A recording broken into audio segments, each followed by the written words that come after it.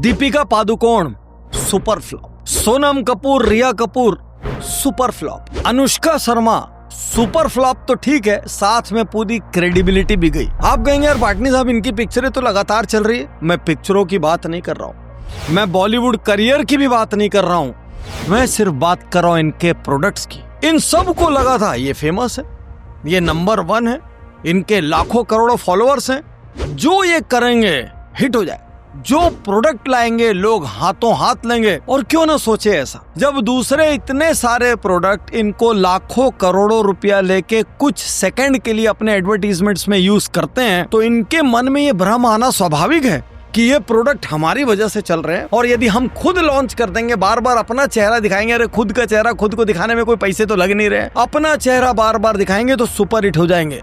लेकिन मार्केट ने इनके भ्रम को तोड़ दिया।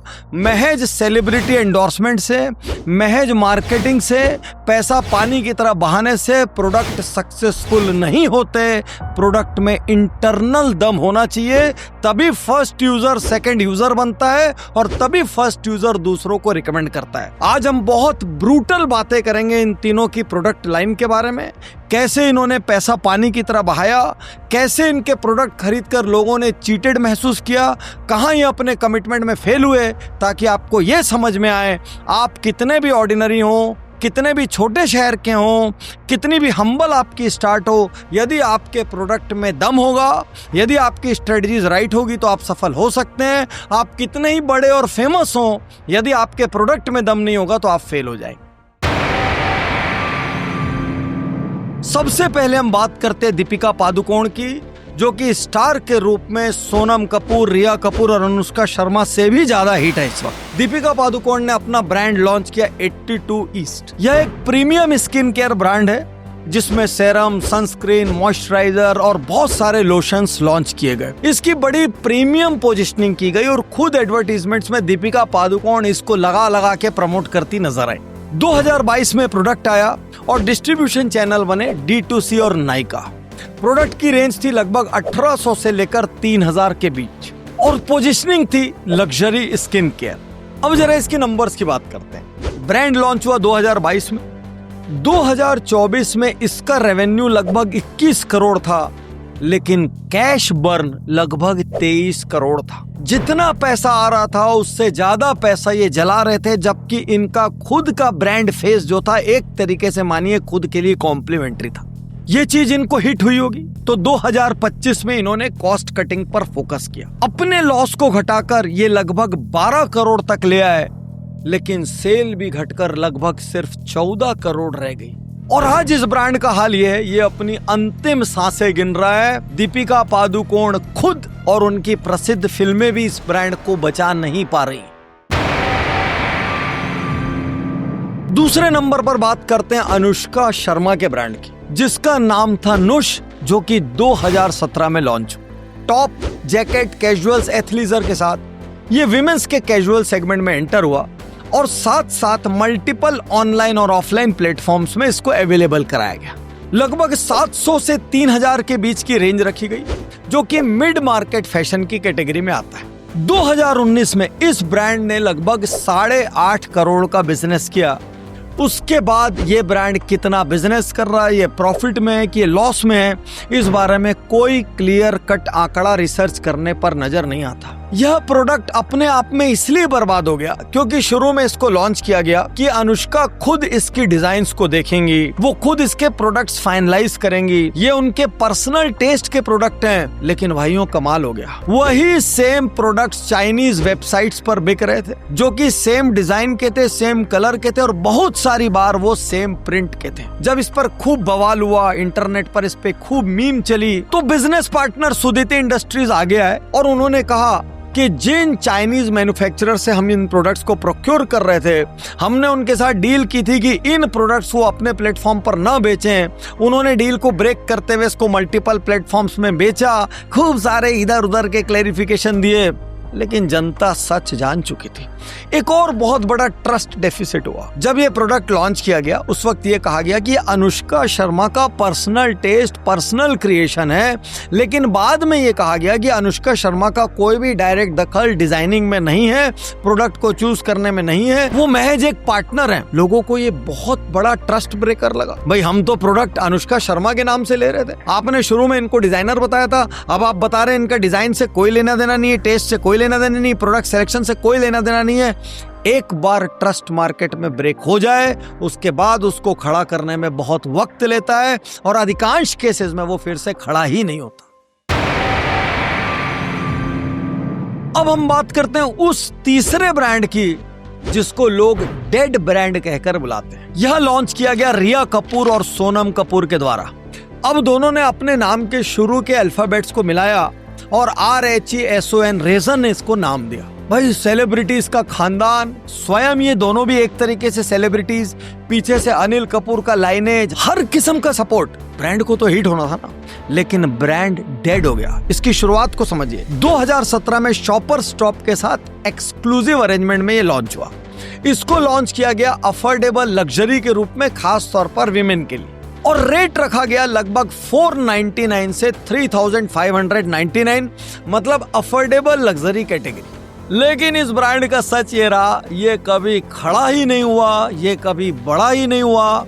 इसने नेशन वाइड कोई माहौल क्रिएट नहीं किया, क्योंकि रिया कपूर को अब कोई नहीं जानता, सोनम कपूर भी ऑलमोस्ट फिल्म इंडस्ट्री से इनएक्टिव है। सबसे बड़ी गड़बड़ क्या हुई, ये ब्रांड मेन स्ट्रीम तक पहुंचा ही नहीं। इस ब्रांड ने लोगों को हिट ही नहीं किया। जिंदा होने के पहले ये ब्रांड डेड हो गया। प्रैक्टिकली इस वक्त ये मार्केट में इनविजिबल है। अब आप तीनों सेलिब्रिटीज को ध्यान से देखिए। दीपिका पादुकोण आज की डेट में सुपर एक्टिव है, उनका ब्रांड नहीं चला। अनुष्का शर्मा के ब्रांड को देखिए, वो इस वक्त डबल इंजन है, वो खुद भी है, साथ में विराट कोहली की कंपेनियनशिप है, उसके बावजूद ब्रांड नहीं चला। और रिया और सोनम कपूर ने तो ऐसा लगा टाइम पास के लिए ब्रांड निकाल दिया। तीनों ने मिलाकर एक चीज को एस्टेब्लिश किया कि महज सेलिब्रिटी होने से आपका ब्रांड नहीं चलेगा। और इन तीनों फेलियर स्टोरीज से कुछ बहुत इंपॉर्टेंट लेसन इमर्ज होते हैं।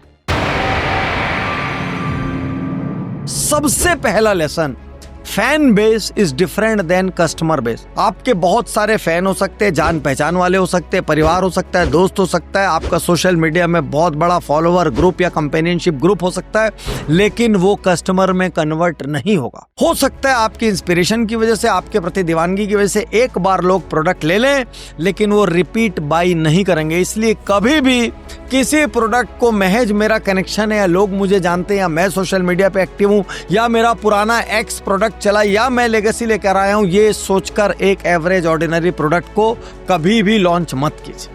अगला lesson, premium price requires premium proof. आपको लगा मेरा ब्रांड तगड़ा है या मैं एक बहुत अच्छे मार्केट में हूं, मेरी लोकेशन बहुत अच्छी है, मेरे ऑर्गेनाइजेशन का नाम बड़ा है, मैं प्रीमियम प्राइसिंग ले लेता हूं या ले लेती हूं। याद रखिए, जब भी आप किसी प्रोडक्ट पर प्रीमियम लेते हैं, आपको प्रोडक्ट को भी प्रीमियम बनाना पड़ता है, सर्विसेज को भी प्रीमियम बनाना पड़ता है। यदि किसी ने भी ज्यादा पैसा दिया तो वो ज्यादा सवाल पूछेगा कि बताइए आपने मुझसे ये पैसा क्यों लिया। और यदि मार्केट में सिमिलर लेवल के प्रोडक्ट कम प्राइस पर अवेलेबल हैं तो समझ लीजिए आपकी बर्बादी निश्चित है। अगला बहुत बड़ा लेसन जो हर बिजनेस पर एप्लीकेबल है, continuously focus on customer feedback. अब कस्टमर फीडबैक कहाँ मिलेगा? यदि आपका प्रोडक्ट ऑनलाइन अवेलेबल है तो समझिए वहाँ कमेंट्स जो है ना, वो आपका सबसे बड़ा मिरर है। यदि आपका प्रोडक्ट ऑनलाइन अवेलेबल नहीं है, ऑफलाइन है, तो आपको जा जाकर या टीमों को भेज कर सेलर्स से फीडबैक लेना पड़ेगा और कस्टमर से फीडबैक लेना पड़ेगा। यहाँ पर इन ब्रांड्स को आप देखिए, नुश के कस्टमर फीडबैक में लगातार ये कमेंट आ रहे थे ये कॉपी कैट ब्रांड है, ये कमेंट आ रहे थे कि ये ब्रांड तो दूसरी जगह इतना सस्ता अवेलेबल है। 82 ईस्ट में लगातार कमेंट आ रहे थे कि ये जो आपने स्किन क्रीम फेस क्रीम दी है ये बहुत ज्यादा ऑयली है, घंटों तक ऑयल नहीं जाता, इसकी क्वालिटी खराब है, फेस की क्रीम को हाथ पैर में यूज करो तो ज्यादा अच्छा है। इस तरीके से हर प्रोडक्ट के बारे में एक्स्ट्रा ऑर्डिनरली नेगेटिव कमेंट्स थे। अनुष्का शर्मा का ब्रांड फेल हो चुका है और लोगों को ये तक नहीं पता चला कि ब्रांड कब आया और कब चला गया। चलो हम इसका रिव्यू करके बताते हैं। दीपिका पादुकोण जी ने कहा था इसका रिव्यू करके बताना है। यार तो तेल है, अगर आपकी ऑयली स्किन है ना, मैं सच्ची बता रही हूँ, बहुत गंदा प्रोडक्ट होगा आपके लिए। लेकिन आप सेलिब्रिटी, आपने सोचा सब कुछ खप जाएगा। आपको ये समझ में ही नहीं आया कि एक डिससेटिस्फाइड कस्टमर बहुत सारे दूसरे कस्टमर को आने के पहले ही तोड़ देता है। आपने ध्यान नहीं दिया, आपका प्रोडक्ट खत्म हो गया। इसलिए आप कोई भी प्रोडक्ट सेल करो, हर एक उज्जवल पाटनी यूट्यूब चैनल के व्यूअर्स से मैं कहना चाहता हूं, अपने कस्टमर फीडबैक पे बिल्कुल इम्पार्शियल होकर ध्यान दो। यदि बहुत सारे लोग ये बात कह रहे तो मान लेना उसमें कुछ तो सच्चाई है। Brand story must match with backend reality. आपने जी प्रमोट किया कि नुश में अनुष्का शर्मा का पर्सनल इन्वॉल्वमेंट होगा। आपने ब्रांड स्टोरी में बार बार ये लोगों को बताया, आपकी मार्केटिंग का ये सेंटर पीस था, लेकिन बैकएंड पर ये रियलिटी नहीं थी। तो जैसे ही प्रोडक्ट की क्वालिटी गिरी, जैसे ही अनुष्का शर्मा के टेस्ट के विपरीत प्रोडक्ट नजर आना शुरू हुए, लोगों के सवाल उठने शुरू हो गए। दीपिका पादुकोण के 82 ईस्ट में आपने कहा खुद दीपिका भी ये यूज करती हैं, लेकिन जैसे ही आप चेहरे पे लगा रहे हैं आपको लग रहा है 2 घंटे तक तो तेल ही नहीं जा रहा है। आप खूब डिससेटिस्फाइड है प्रोडक्ट से। बाद में आपको पता चलता है कि वो महज एक मार्केटिंग गिमिक था। तो ब्रांड स्टोरी और बैकएंड रियलिटी के बीच में गैप कभी नहीं होना चाहिए। आप ब्रांड स्टोरी में कह रहे हैं मेरा प्रोडक्ट प्योर है, यूनिक है, इतनी सारी लैब टेस्ट में क्लियर्ड है, इतनी सेलिब्रिटी यूज करते हैं, लेकिन बैकएंड रियलिटी में उसमें कहीं भी सच नहीं है। मान लीजिए प्रोडक्ट में उस लेवल की प्योरिटी नहीं है, मान लीजिए प्रोडक्ट ने उन ऑथेंटिक लैब से पास नहीं किया बल्कि काम चलाऊ लैब से पास किया, एक ना एक दिन जनता को ये जरूर पता लगेगा हम एक बहुत ट्रांसपेरेंट युग में व्यापार कर रहे हैं और आपका प्रोडक्ट फेल हो जाएगा। तो यहाँ पर एंटरप्रेन्योर्स के लिए सबसे बड़ी एक सीख क्या है? सबसे बड़ी सीख ये, अपने प्रोडक्ट को इतना दमदार बनाओ कि यदि कोई एक बार उस प्रोडक्ट को यूज कर ले, उसका कंज्यूमर कस्टमर बन जाए, तो पहले तो आपके प्रोडक्ट को चेंज ना करे कभी, और दूसरा जो लोग भी उसको मिले, उसके संपर्क में हो, वो खुद ब्रांड एम्बेसडर बन के आपके प्रोडक्ट की मार्केटिंग करे।